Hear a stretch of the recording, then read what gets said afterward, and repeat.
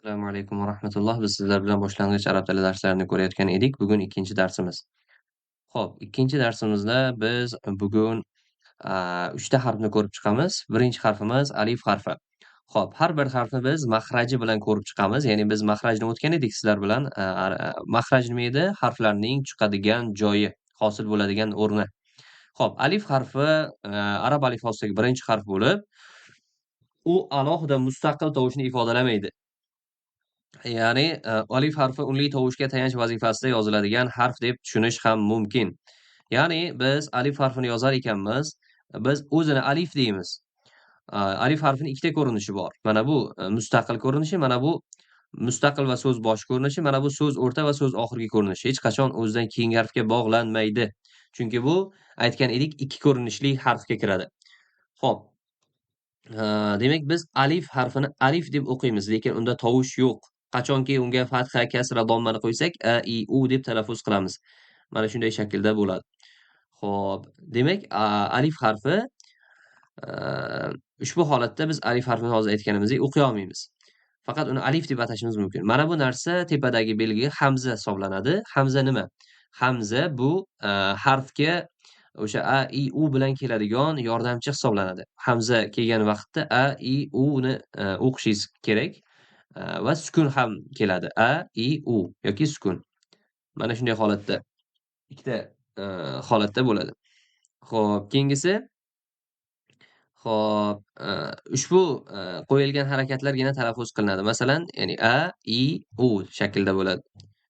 Xo'p, ro harfi. Endi biz keyingi harf ro harfiga o'tamiz. Maxraji til uchi va qisman til o'rtasi qattiq tanglayga urilib chiqadi.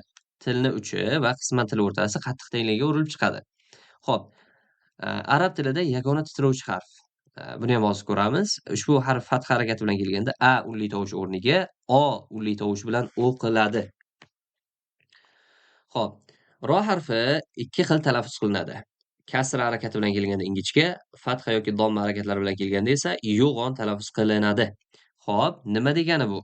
Masalan, ro harfi mana ro deganimizda yo'g'on o'qiymiz, ri deganda ingichka o'qiymiz. Ru yana yo'g'on o'qiymiz. Ro, ri, ru, ro, ri, ru. Ozroq titrayapti. E'tibor beryapsiz, demak titrash sifati ham bor edi. Ro, ri, ru, ro, ri, ru, ro, ri, ru. Ko'ryapsiz-a? E'tibor bering mana. Ro, ri, ru. Xo'p. R, r, r, r, r. Mana bunday holatda yo'g'on o'qiladi. R, r, r. Ir, ir, ir, ir. Ur, ur, ur, ur. Mana bunday shaklda yo'g'on o'qiladi. E'tibor bergan bo'lsangiz, mana bir marta yana qaytadan o'qiymiz. Yo'g'on ingichkaga misollar bilan birga.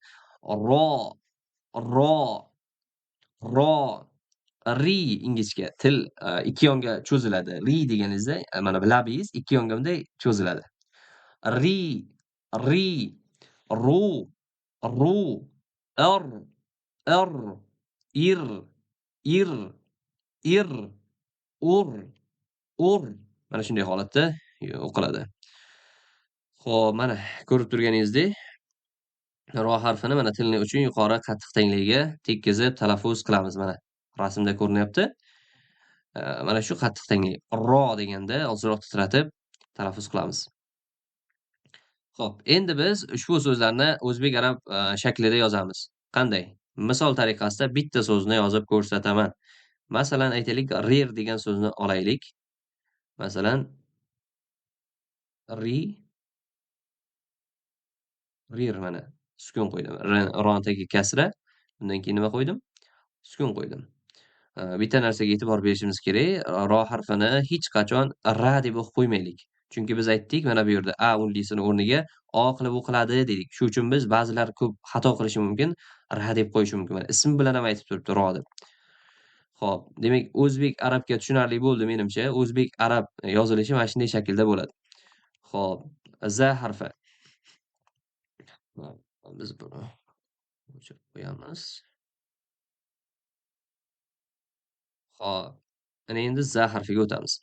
Za harfining maxraji, za harfi tilning uchi qismi, uch qismi, mana tilning uchi pastki old tishlarning orqa tarafiga tegishi bilan talaffuz qilinadigan sirg'aluvchi harf hisoblanadi. Ya'ni mana shunday holatda mana z, z, z, z, zi, zi, zi, zu, zu, zu. Mana shunday shaklda bo'ladi. Demak, xo'p, z harfi o'qish uchun so'zlari ham bor. Mana z, zi, zu, az, az, iz, iz, uz, uz. Bitta joyiga e'tibor beraylik. Shu yerda masalan ko'pchilik qiladigan xato. Mana shu yerda za harfini masalan mana shu joyida qaranglar. Az deb qo'yishi mumkin. Degan tovushni qo'shib yuborishadi. Bu xato. Az, iz, uz qilishadi. Yo'q, xato. Degan tovushni qo'shmaysiz. Oynaga qaraganingizda o'zingizni xatoyingizni bilishingiz kerak. Oynaga qarab mashq qilasizda. Az, az, az, az, iz, iz. Ko'ryapsizmi? Hech qanaqa tovush yo'q qo'shimcha. Uz, uz, uz. Tushunarlimi? Mana shunday shaklda bo'ladi.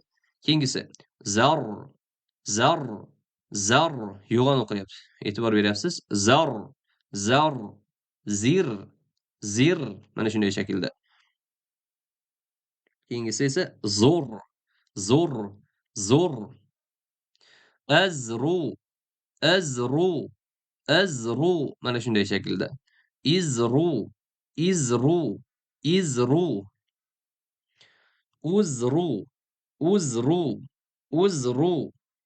Urzu, urzu, urzu. Mana shunday shaklda yo'g'on o'qiladigan joylari bor. Ya'ni ro harfi o'zi sukunli bo'lib, undan oldingi harf domma yoki fatha bo'lsa yo'g'on o'qiladi. Xo'p, qisqacha mana shunday shaklda bo'lar edi za harfining o'qilishi. Endi biz za harfiga o'zbek, arab yozishga so'zlar berdik. Ushbu so'zlarni o'zbek, arab yozasiz. Bitta joyini tushuntirib ketaman. Xo'p, mana bu yerda ro'zu degan joy. Mana bu tutuq belgisi. Bu ru emas, ro'zu bo'lyapti. Masalan, shuni qanday yozamiz desak, roni yozasiz. Xo'p, ro va sukun qo'yasiz. Ro ustiga zu. Ro'zu bo'ladi mana. Mana shunday shaklda yoziladi mana. Ro'zu, ro'zu, ro'zu. Mana a. Bu ham xuddi shunaqa shaklda yoziladi. O'zingiz mustaqil mashq qilasiz. Ketdik. Uyga vazifa. Uyga vazifa qanday bajariladi?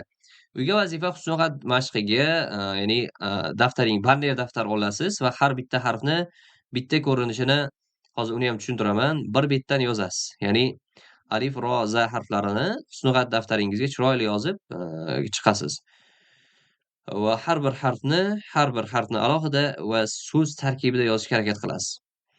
Xo'p, maxrajni yodlaysiz ikkinchisi. Maxrajini yodlaysiz.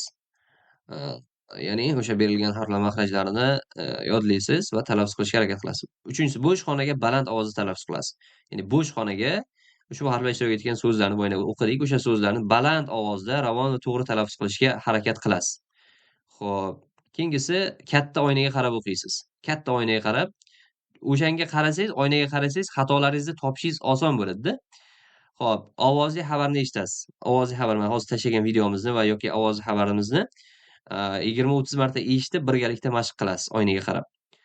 O'zingiz mustaqil, ya'ni 6-inchisi mustaqil o'tilgan harflarni har biriga 5 tadan arabcha so'zlar yasaysiz.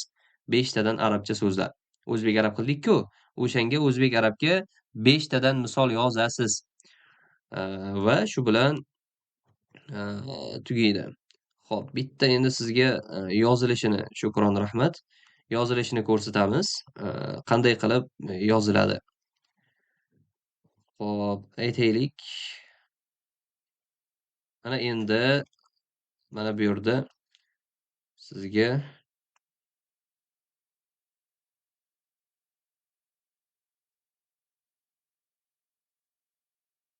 xo'p, mana bu yerda ko'rsatamiz qanday qilib yozilishini.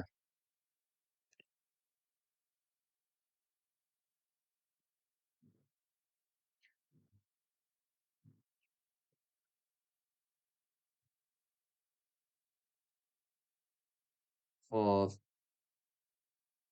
mana demak, aytaylik, mana bu daftar. Mana shu daftar deylik. Daftarning ikkita beti. Siz qanday qilib yozasiz? Masalan, ro harfini olasiz. Birinchi betga roni yozasiz chiroyli qilib. To'liq shunday shaklda yozib chiqasiz. Ro harfini aytaylik, shunday shaklda yozib chiqasiz. Husnixat ham bo'lsa kerak. Husnixatni ko'rib chiqamiz. Xo'p, mana shunday shaklda yozasiz. Juda katta qilmasdan, mana endi bu yerda imkon bo'lmaganligi uchun. Xo'p, keyingisi, misol uchun, keyingi betiga, aytaylik, keyingi betiga ikkinchi shaklini yozasiz masalan. Bunday shaklda ikkinchi shaklini yozib chiqasiz. Kompyuterda ozroq nimaroqda buni yozish. Bunday shaklda ikkinchi ko'rinishini. Demak, mana shunday shaklda yozib chiqasiz. Xo'p, endi aytaylik, endi masalan, xuddi shunday, misol alifni yozasiz. Alifni ham masalan bir bet. Masalan, alifni bunday shaklda bir bet. Xo'p, endi mana bu shaklda ikkinchi ko'rinishi bo'ladi. Mana. Mana bu shaklda ikkinchi betiga yozib chiqasiz mana. Mana, ko'ryapsiz-a? Mana bunday qilib. Xo'p, qiyshayib ketib qoldi bu. Endi mana za harfini aytaylik, chiziq bo'ladigan bo'lsa, za harfini ham yozasiz. Ustiga nuqtacha qo'yib, shunday shaklda. Mana. Bunga chiroyliroq bo'lar ekan agar. Xo'p, rangini o'zgartirsak agar. Xo'p, mana. Qaranglar mana. Za harfi. Endi zani ikkinchi ko'rinishi mana. Bundoq shaklda. Mana. Za. Mana.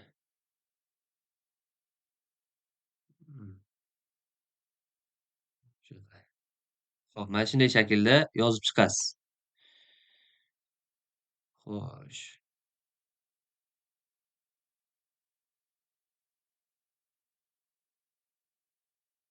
Nuqtacha qo'yib qo'yasiz. Mana kattaroq qildik. Mana shunday shaklda ikkita ko'rinishini yozib chiqasiz mana. Bunday bo'ladi. Xo'p, bu kompyuterda ozroqgina mushkulada buni yozish. Mana. Kichikroqqa ko'rsataman. Birinchi bu yoqdan boshlaysiz, bunday qilib. Mana. Mana shunday shaklda yozasiz. Mana, ikkita betga. Bu birinchi mustaqil va so'z boshi ko'rinishlari. Mana bu esa so'z o'rta va so'z oxiri ko'rinishlari. Mana shunday shaklda yozib chiqasiz. Xo'p, demak, qisqacha mana shunday shaklda bo'ladi. Xo'p, uyga vazifalar menimcha tushunarli bo'ldi hammaga.